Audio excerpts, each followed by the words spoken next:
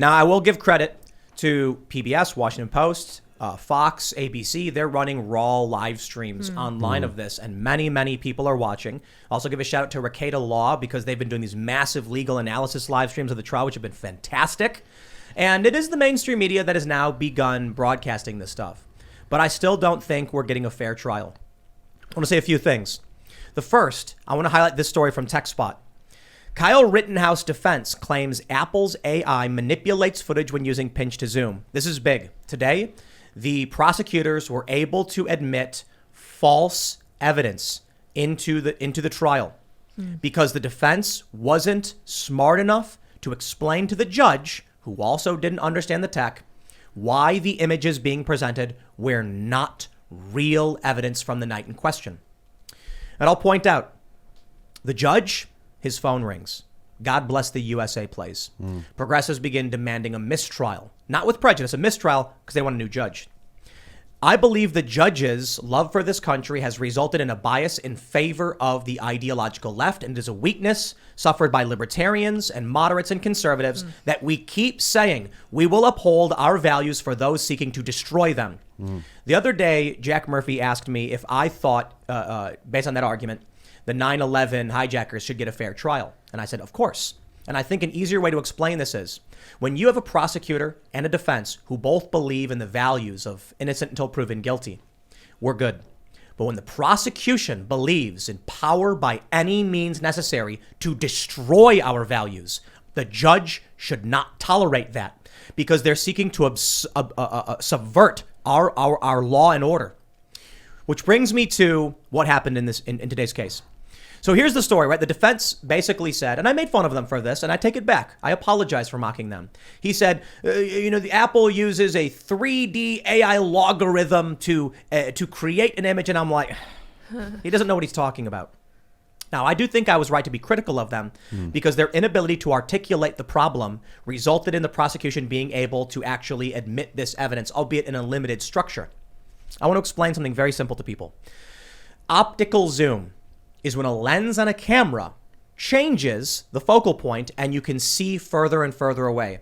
Optical zoom is legitimate zoom. In fact, when the defense argued that pinch to zoom, digital enhancement, is an AI, they weren't wrong. They just articulated it poorly.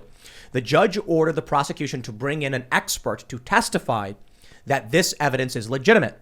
The expert who came in said it is not zooming. When you enlarge, it is different.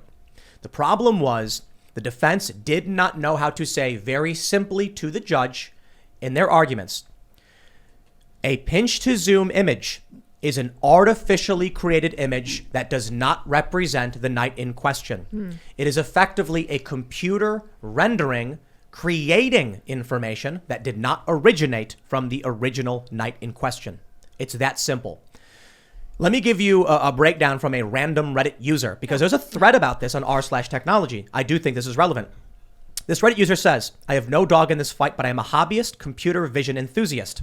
This is very simple and very important. Zooming in on images makes them bigger, not clearer. To make them clearer, you have to add information that wasn't there before, interpolation. There are many ways to add information, and that information added will change depending on what method is used. That added information absolutely can be misleading, and it is not necessarily indicative of reality. The computer is essentially trying to guess what pixels would fit in the gaps, and making a guess that is an accurate reflection of reality is not a trivial problem. Many algorithms are only designed to look good and be fast. The onus is on the prosecution to justify the accuracy of the information they added to the evidence when they used Apple's Zoom method. If they can't do that, then they need to present the video with no added information. I could not believe when I watched this testimony, because the defense was like, now when we enhance this, there's new pixels, right? And the expert goes, yes. And he goes, and what color are they? And he goes, similar colors. But you don't know what colors are supposed to be there. And he goes, I'm not an expert on how the algorithm works. And I'm like, defense, please stop talking about pixels and colors. That is neither here nor there. It's quite simple. Here's what I would ask of the expert. The enhanced image you provided us, is it 100% accurate information that that was originating from the night in question? And his answer would be no. So my question then is, the image you are presenting is not an image from the night in question. No, it has added information that came from somewhere else. Where did it come from? My computer lab a week ago. Then I would say to the judge, this image is not of the night in question, therefore should not be evidence because it doesn't come from the night in question.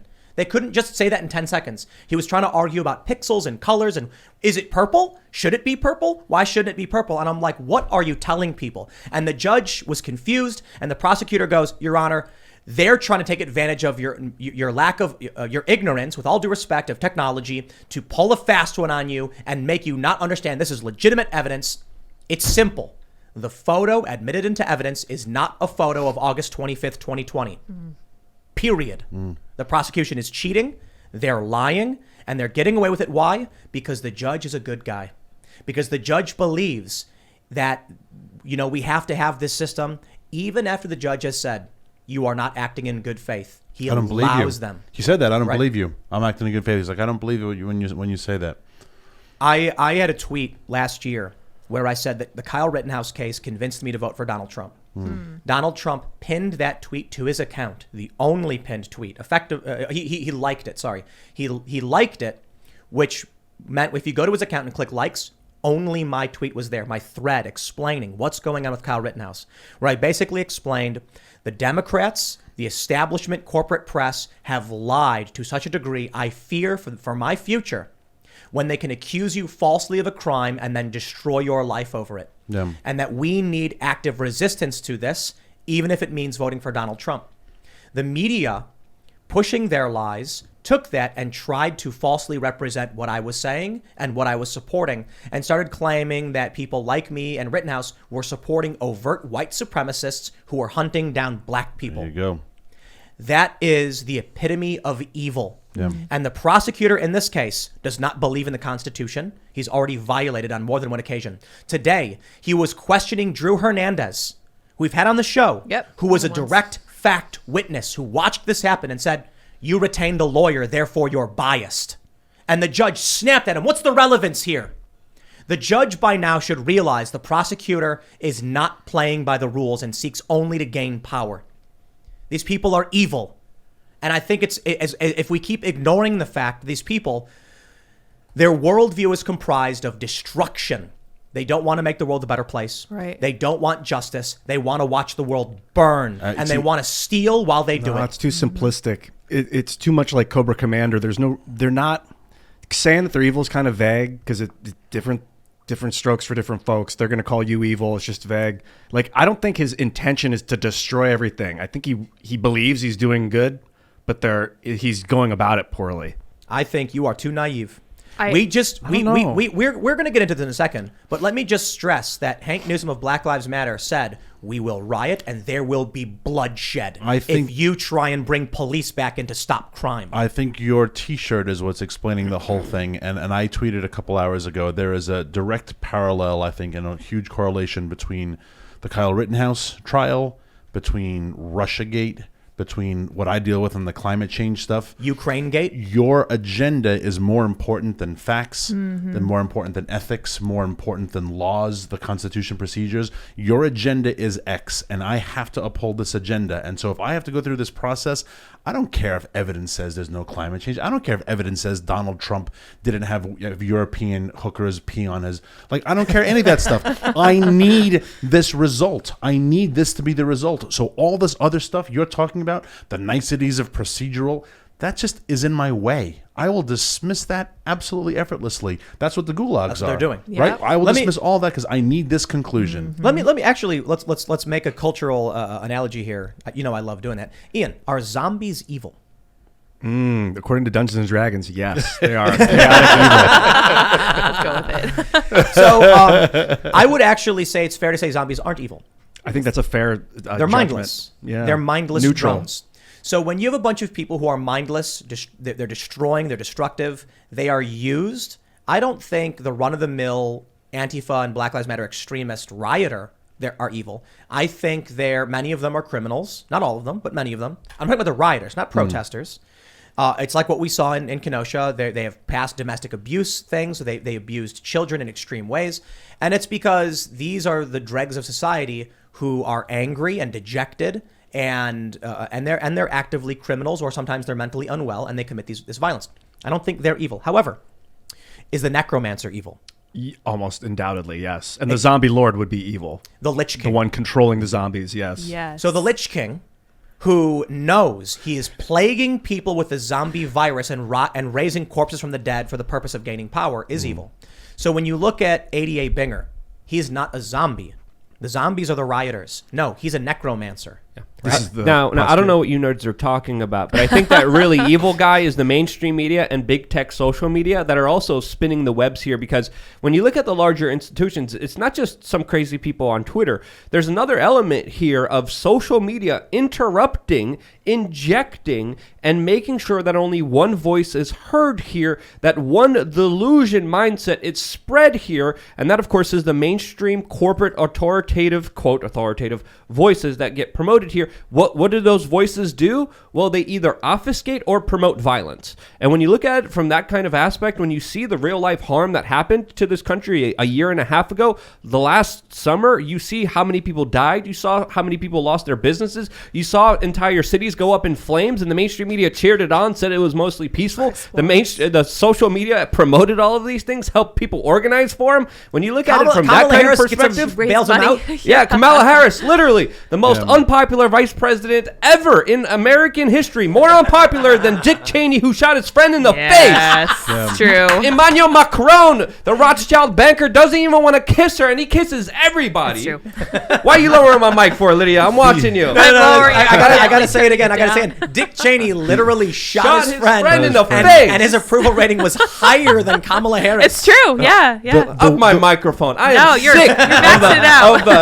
of the top establishment institutions, the power that be, controlled by, of course, a lot of the corporate billionaire class, literally having their narrative, literally having their agenda, and their agenda is chaos. Order out of chaos, divide and conquer. It's exactly what's happening right now. It's textbook. It's what happened before. It happened with 9/11. It happened with the war on drugs, the war on terror. Now we have a war on COVID. Now we're going to have a war on equity. All of this is going to repeat the same way until we wake up and see the larger con game being played against us. The West Virginia Democrat, did Twitter ever say he was sharing misinformation? Makes it up. You know, be curious to see if your millions of followers, if anyone has ever seen a tweet that was about from the left of the Rittenhouse case that Twitter said this is misinformation. No, of course not. I mean, I know the answer to that, but it's fascinating, isn't it? He took a still frame from a video where Kyle Rittenhouse was being attacked, and then posted it. And maybe he didn't make this information, but he posted it, and I'm not going to assume anyone else made it up. He posted it, and it said that Rittenhouse was attacking Rosenbaum. These people don't look for evidence. The zombies, you can't reason with a zombie. You look at the moderates, the intellectual dark web, the politically homeless, and the conservatives, and for some reason, they're all willing to actually watch videos and look at the evidence. The funny thing about all of them is that the politicians who engage in this, because I know when he was candidate for president, Biden tweeted about Rittenhouse. I know all the members of the squad did. Every politician chimed in. They all used the white supremacy thing. It is zombie-esque that they all echoed the same talking point. It is amazing, though, that they all had to immediately go to race because they know that's what gets everyone excited. Because that has nothing to do with race. It's white people shooting and getting shot at by white people. Yep. You know, it was in the midst of Black Lives Matter. But I mean, everything is now in the midst of Black Lives Matter. This is in the midst of Black Lives Matter. They rule the country. I don't think the race thing's going to play up for much longer. I think it's been breaking down because people don't understand it anymore. Yeah. You know, initially everybody was averse to racism. Like we all abhor it. It's bad. But now it's to the point where, you know, even Bill Maher is like, what are you talking about? Yeah. A black woman, lieutenant governor, is a white supremacist? Winsome Sear is the black face of white supremacy in Virginia. Seriously. Thanks for checking out this segment from the Timcast IRL podcast. If you want to watch live, you can check out this channel Monday through Friday at 8 p.m. Now, don't forget to smash that like button, subscribe to this channel, and if you want more unfiltered and uncensored content with all of these guests, go to timcast.com and become a member. All of these guests you know and love in exclusive segments on our website where we are unrestricted in what we talk about, so you'll definitely not want to miss it. Thanks for hanging out. We'll see you all next time.